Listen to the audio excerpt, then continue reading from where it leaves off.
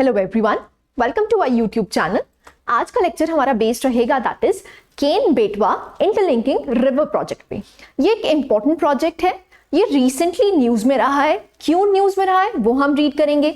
इस लिंक से होगा क्या, क्या बेनिफिट्स होंगे, क्या ड्रॉबैक्स होंगे, वो हम सारा कुछ आज होलिस्टिकली कवर करेंगे। So let's start. सबसे पहला आता है why was it in news. तो स्टेटमेंट देखते हैं।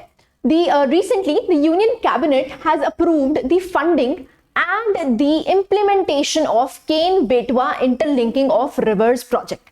अब देखिए, इंटरलिंकिंग ऑफ रिवर्स हम करते ही क्यों हैं? जहां पर भी वाटर अबंडेंट एरिया है, अबंडेंट का मतलब क्या होता है कि जहां पर पानी अच्छा खासा है, जहां पर भी वाटर अबंडेंट एरिया है वहां से पानी कहां पर पहुंचाना, जहां पर भी वाटर डेफिसिट एरिया है। अब डेफिसिट का मतलब क्या है कि या तो वहां पर बारिशें नहीं होती, मतलब ज्योग्राफी ही ऐसी है, या फिर वहां पर हमारे पास कोई भी कंजर्वेशन करने के लिए हमने कोई भी स्टेप्स नहीं उठाए। सो इसका मतलब क्या है कि बारिश तो होती है लेकिन हमारे पास कंजर्वेशन टेक्निक्स नहीं है। ठीक है जी। सो यहां पर हम इंटरलिंकिंग ऑफ रिवर्स करते ही क्यों है? क्योंकि जहां पर भी वाटर की अबंडेंस है वहां से हमने पानी को ट्रांसपोर्ट करना है कहां पर? That is water deficit areas में। ठीक है जी। So main important point interlinking rivers का यही है। सो आपने देखा है कि जो इंडिया है, अगर आप ज्योग्राफी देखेंगे तो बहुत सारी रिवर्स एग्जिस्ट करती हैं। जैसे हिमालयन रिवर्स है, ऐसे ही पेनिनसुलर रिवर्स है और पेरेनियल इन नेचर है। पेरेनियल का मतलब होता है जहां पर पूरे साल इनमें पानी रहता है। तो जहां जहां से तो वो फ्लो करती हैं वहां पर पानी की कमी नहीं होती है, मतलब वहां पर पानी अबंडेंट क्वांटिटी में है। लेकिन आसपास के एरियाज में आपको देखने को मिलेगा कि ड्रॉट प्रोन एरिया है। ठीक है। सो ड्रॉट प्रोन एरिया के लिए हम क्या कर सकते हैं? हम इंटरलिंकिंग कर सकते हैं कि जो पेरेनियल रिवर्स हैं जहां पर पानी अच्छा खासा रहता है, हम वहां से पानी को ट्रांसपोर्ट कर पाए कहां पर? That is water deficit areas में। ठीक है। This is the main agenda of doing it. अब रिसेंटली ये न्यूज में क्यों था? क्योंकि यूनियन कैबिनेट ने इसको अप्रूवल दे दी है, इसकी फंडिंग की भी और इसकी इंप्लीमेंटेशन की भी। सो केन और बेटवा, देखिए जब भी केन बेटवा लिखा जा रहा है इसका मतलब क्या है? पानी कहां से लेके जाया जाएगा? दैट इज केन से। कहां पर पहुंचाया जाएगा? दैट इज बेटवा। अगर आपने ज्योग्राफी पढ़ी हो तो आपको पता होगा केन और बेटवा दोनों ही ट्रिब्यूटरीज किसकी हैं? यमुना। दोनों ही ट्रिब्यूटरीज किसकी हैं? यमुना की। तो केन से पानी लेके जाके हम कहां पर डालेंगे? दैट इज बेटवा में। ठीक है। So this is how you interlink the project. अब जब इंटरलिंकेज बनाई जाएगी, for example this is Ken, this is Betwa, interlinking करी जा रही है। जब इंटरलिंकिंग करी जा रही है तो ये वाले एरियाज जहां से लिंक प्रोवाइड किया जाएगा, अगर वो ड्रॉट प्रोन एरियाज हैं तो उनको भी बेनिफिट पहुंचेगा। तो आपने अगर न्यूज पढ़ी हो तो आप देखेंगे बुंदेलखंड रीजन, बुंदेलखंड रीजन कहां का रीजन है? दैट इज एमपी का। ये एक ड्रॉट प्रोन रीजन है। तो इससे सबसे ज्यादा बेनिफिट किसको मिलेगा? दिस ड्रॉट प्रोन रीजन को। This is known as Bundelkhand region, क्योंकि यहां पर बारिशें कम होती हैं, उसकी वजह से यहां पर इंटरलिंकेज बनाना बहुत ज्यादा इंपॉर्टेंट हो जाता है। अब देखिए, अगर आप इंटरलिंकिंग कर देते हैं और इस ड्रॉट प्रोन एरिया को अब सफिशिएंट सप्लाई ऑफ वाटर मिल रहा है तो उससे क्या होगा? एग्रीकल्चर हो सकता है। ठीक है। ड्रिंकिंग वाटर की कोई किल्लत नहीं होगी और भी इकोनॉमिक एक्टिविटीज हो सकती हैं। अगर आप एंशिएंट सोसाइटी में पढ़िए तो सबसे पहले सिविलाइजेशंस कहां पर बसना, सेटलमेंट कहां पर होना स्टार्ट हुई थी? That is near about the reverse. जहां पर भी रिवर्स फ्लो करती हैं उसके आसपास सेटलमेंट्स होनी सबसे पहले स्टार्ट होती हैं। तो सबसे पहले कोई भी रीजन अगर आप डेवलप करना चाहते हैं तो वहां पर वाटर एज अ रिसोर्स बहुत ज्यादा इंपॉर्टेंट रोल प्ले करता है। सो इसीलिए ये जो ड्रॉट प्रोन रीजन है, अगर हम यहां पर इंटरलिंकिंग ऑफ रिवर्स कर देते हैं तो वहां पर इकोनॉमिक एक्टिविटी अपने आप बढ़ जाएगी। ठीक है। So this is the basic agenda of introducing the interlinkage of rivers. ठीक है जी। सो ये इसलिए न्यूज में था। नेक्स्ट स्टेटमेंट देख लेते हैं। यहां पर करेंगे क्या? Let me rub this. The project envisages the transferring of water from Ken River to the Betwa River, which of both the tributaries are of Yamuna. दोनों ही tributaries किसकी हैं? Yamuna. The project will be completed in 8 years. ऐसा agenda रखा गया है कि 8 years में ये कंप्लीट हो जाएगा. सो अगर 8 years में ये कंप्लीट होता है तो इंफ्रास्ट्रक्चर डेवलप हो रहा है. अगर इंफ्रास्ट्रक्चर डेवलप हो रहा है सो मतलब हमारा क्या बन रहा है? कैपिटल फॉर्मेशन, है ना. अगर कैपिटल फॉर्मेशन होगी तो इकोनॉमिक एक्टिविटी अपने आप बढ़ जाएगी. ठीक है. सो यहां से आपको क्लैरिटी हो जाती है कि हम इंटरलिंकिंग ऑफ रिवर्स कर ही क्यों रहे. अब देखिए, इसको होलिस्टिक कवरेज देने के लिए हम क्या करेंगे, सबसे पहले स्टार्ट करेंगे हिस्ट्री से कि ये इंटरलिंकिंग ऑफ प्रोजेक्ट्स का जो मुद्दा है, जो एजेंडा है, वो किसने इंट्रोड्यूस किया और ये हम कब जाके इंप्लीमेंट कर पाए. Let's start. नेक्स्ट स्लाइड देखते हैं. देखिए, सबसे पहला idea of interlinking of rivers was mooted by colonial idea. सबसे पहले आइडिया किसने दिया था? That was sir Arthur Cotton, जिन्होंने क्या कहा था कि हम गंगा और कावेरी एक इंटरलिंकिंग प्रोजेक्ट स्टार्ट करते हैं. सो सबसे पहले आइडिया किन्होंने देना स्टार्ट किया? दैट इज ब्रिटिशर्स ने. ऑब्वियस सी बात है, उनका एजेंडा क्या था? वो अपना बेनिफिट चाहते थे. तो अगर इंटरलिंकिंग ऑफ रिवर्स हो जाएगा तो इकोनॉमिक एक्टिविटी, मतलब वहां पर एग्रीकल्चरल प्रोड्यूस कर सकते हो. सो अपना बेनिफिट ढूंढ रहे थे वो. सो सबसे पहले किसने आइडिया मूट किया? That is colonial idea. Next आता है, कुछ प्रोजेक्ट्स लिए गए थे ब्रिटिशर्स के द्वारा. For example, Periyar to Vaigai. अगर आपको याद है, साउथ इंडिया में ये प्रेजेंट है आपकी. पेरियार से पानी लेके कहां पर पहुंचाया गया था? That is Vaigai. तो उन्होंने कुछ प्रोजेक्ट्स को लिया था. नेक्स्ट आता है, हमने बनाया था 1970s में. केएल राव ने बोला था कि हम एक नेशनल वाटर ग्रिड बनाते हैं. नेशनल वाटर ग्रिड का मतलब क्या है? जितनी भी रिवर्स हैं हमारी, हम उनको इंटरलिंक कर देते हैं और एक ग्रिड फॉर्मेशन कर देते हैं, जिससे कि क्या होगा, कहीं भी, क्योंकि हमारे कंट्री में बहुत सारी रिवर्स एग्जिस्ट करती हैं जो कि पेरेनियल हैं. हमारे यहाँ मॉनसून बहुत अच्छा एग्जिस्ट करता है. तो हम क्या चाहते हैं कि कोई भी रीजन, इंडिया का कोई भी रीजन ड्रॉट प्रोन ना हो. तो वहां पर मूट किया गया था idea, that is national water grid. किसने किया था? That is KL Rao. Next आया गारलैंड कैनाल. अब देखिए, गारलैंड कैनाल का मतलब होता है, गारलैंड इफ यू नो, यहां पर क्या है, एक लड़ी सी जिसको बोलते हैं. ठीक है, that is known as a garland. तो यहां पर भी आइडिया किसने मूट किया था? दैट इज कैप्टन दिनशॉ दस्तूर. उन्होंने कहा था कि एक कैनाल बनाई जाए जो एक गारलैंड की फॉर्म में हो. गारलैंड का मतलब क्या है? इंटरलिंक किया जाए.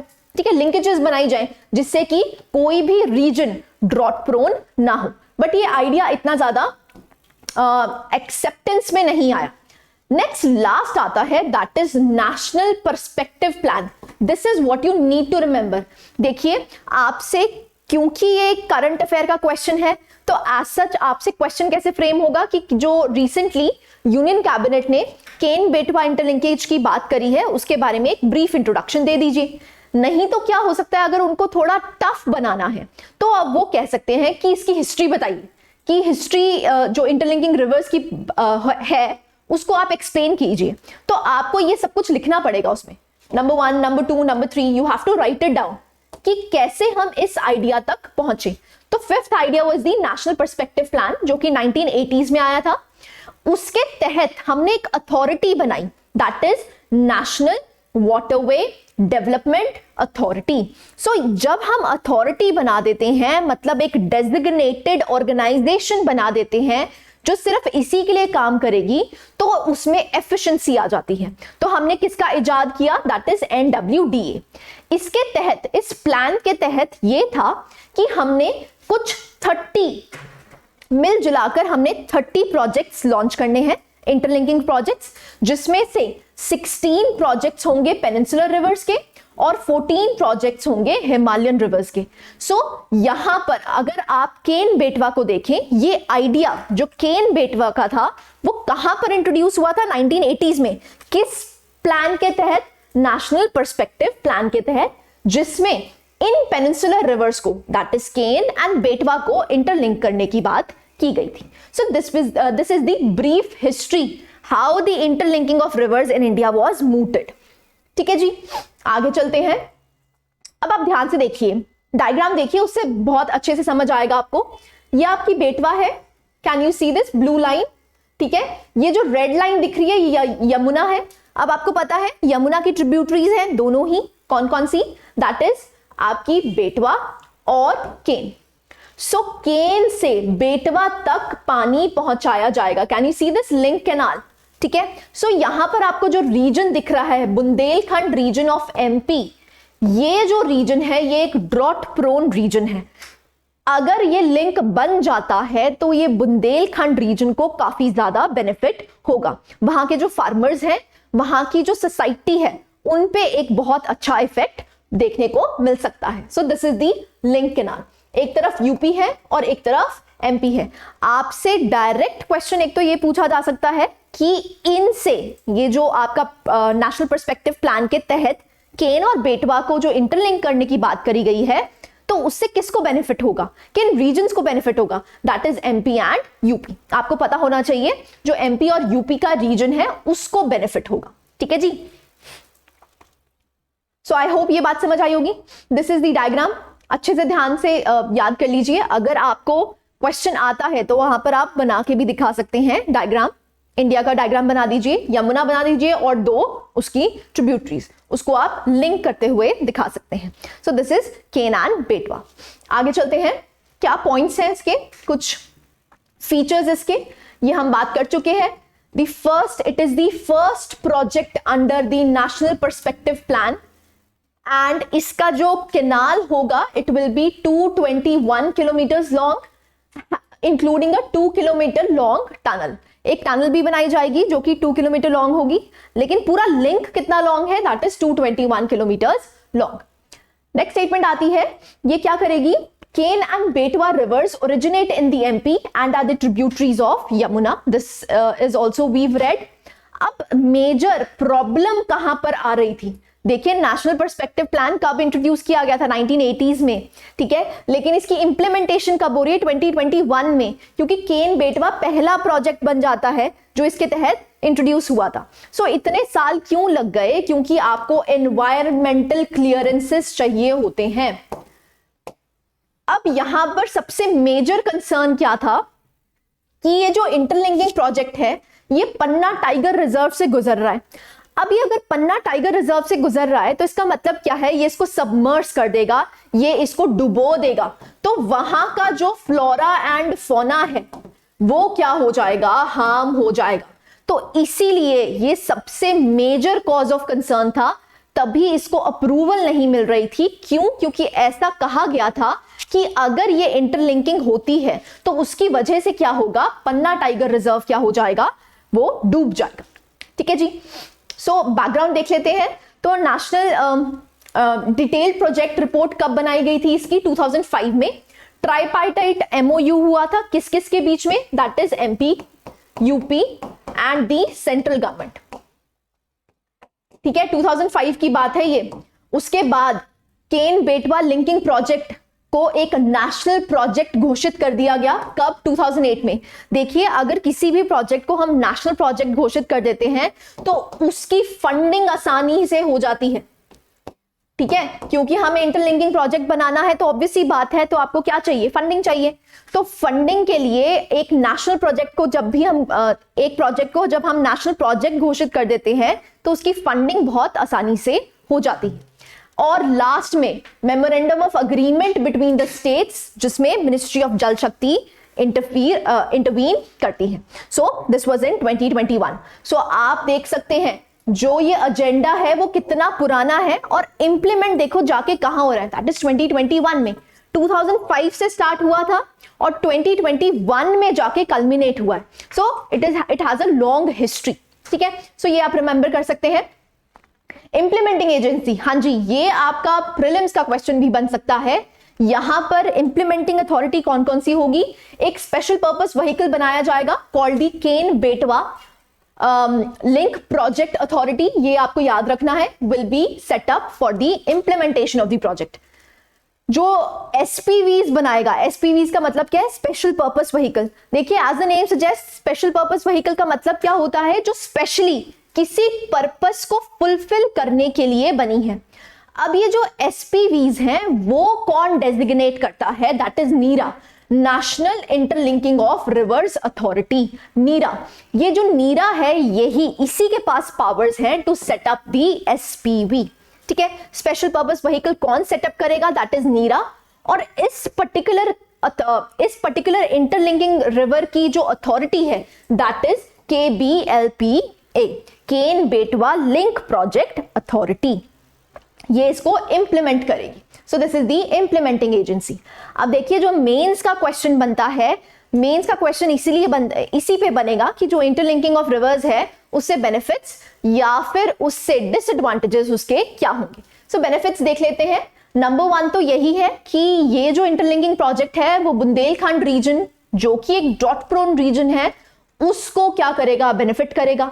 अब यहां पर क्या है, क्योंकि it is the first one, so इससे क्या होगा? दूसरे इंटरलिंकिंग रिवर प्रोजेक्ट्स जो हैं, जो रुके हुए हैं सालों से, उनको भी एक बूस्ट मिलेगा। नंबर 3 आता है, according to the Jal ministry the project is expected to provide number 1 annual irrigation of 10.62 lakh hectares. So आप देख सकते हैं अगर यहां पर इरिगेशन फैसिलिटीज मिल जाएंगी, इसका मतलब क्या है? इनडायरेक्ट इकोनॉमिक एडवांसमेंट होगी। ठीक है, क्योंकि इरिगेशन फैसिलिटीज आपको मिल जाएंगी। नंबर 2 क्या बेनिफिट करेगा?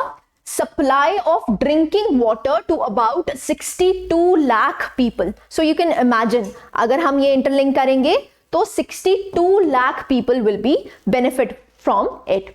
नेक्स्ट आता है, it will generate 103 megawatt of hydro power and 27 megawatt of solar power. So आप देख सकते हैं यहां से हम पावर जनरेशन की भी बातें कर रहे हैं। So these are the major benefits, irrigation facilities, drinking water मिल जाएगा, और तीसरा क्या है कि आपको हाइड्रो पावर जनरेट करने की भी आजादी मिल जाएगी। So these are the major benefits of having the interlinkage of reverse.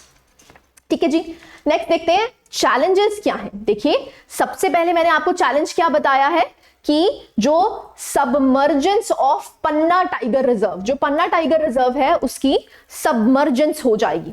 Number 2 क्या है? To mitigate this 3 wild life sanctuaries, Nauradehi, Rani Durgavati of MP and Ranipur wild life sanctuary of UP are plan to be integrated. अब देखिए इसका मैंने आपको बताया था कि ये प्रोजेक्ट क्यों लॉन्च नहीं हो रहा था, क्योंकि पन्ना टाइगर रिजर्व क्या हो रहा था? सबमर्ज हो रहा था। तो इसको मिटिगेट करने के लिए उन्होंने क्या किया है? एक इंटीग्रेटेड अप्रोच अपनाई है, जिसमें 2 वाइल्ड लाइफ सैंक्चुरीज MP की और 1 वाइल्ड लाइफ सैंक्चुरी UP की, उसको इंटीग्रेट कर दिया गया है जिससे कि इसकी मिटिगेशन हो पाए। ठीक है जी, this is second point. Third क्या है? बहुत सारी क्लियरेंसेस आपको रिक्वायरमेंट होती है। सबसे पहले किसकी रिक्वायरमेंट चाहिए आपको? टेक्नो इकोनॉमिक क्लियरेंस, जो कि कौन देता है? It is given by the central water commission. पहली रिक्वायरमेंट आपको ये है। तो अगर हमें कोई भी इंटरलिंकिंग ऑफ रिवर्स करना है तो आपको बहुत सेट ऑफ क्लियरेंसेस से जाना पड़ता है। सो पहली क्लियरेंस किससे लेनी पड़ती है? That is central water commission से। नेक्स्ट क्लियरेंस आती है that is forest clearance and environmental clearance, जो कि कौन देगा? Ministry of environment. And third clearance आपको चाहिए होती है resettlement and rehabilitation plan of tribal population. It is given by ministry of tribal affairs. अब देखिए अगर आप इंटरलिंकिंग कर रहे हैं तो ऑब्वियस सी बात है जो वहां के ट्राइबल्स हैं उनको क्या करना पड़ेगा? रिहैबिलिटेट करना पड़ेगा। तो उसके लिए भी आपको क्लियरेंस चाहिए होती है। वो क्लियरेंस कौन देता है? That is ministry of tribal affairs. So आप देख सकते हैं यहां पर कितने ज्यादा क्लियरेंसेस चाहिए, और आपको मिनिस्ट्री से चाहिए, कितनी डिफरेंट मिनिस्ट्री से चाहिए। तो यहां पर ये बहुत बड़ा एक इशू बन जाता है। ठीक है, सो ये क्या हो जाएंगे? These are the associated challenges related to it. So this was the holistic coverage of interlinking of rivers. अभी केन एंड बेटवा है, आगे आप और भी प्रोजेक्ट्स देखेंगे जिसमें हम इंटरलिंकिंग ऑफ रिवर्स को प्लान कर रहे हैं। सो ये सारे बेनिफिट्स आपको कॉमन बेनिफिट्स दिखेंगे, कॉमन डिसएडवांटेजेस दिखेंगी, क्योंकि क्लियरेंसेस आपको सबके लिए चाहिए। तो यहां पर आपकी होलिस्टिक कवरेज हो जाती है, चाहे वो प्रीलिम्स के लिए हो चाहे वो मेंस के लिए हो। This was the whole topic of interlinking of projects. So I hope you like the lecture. Thank you very much.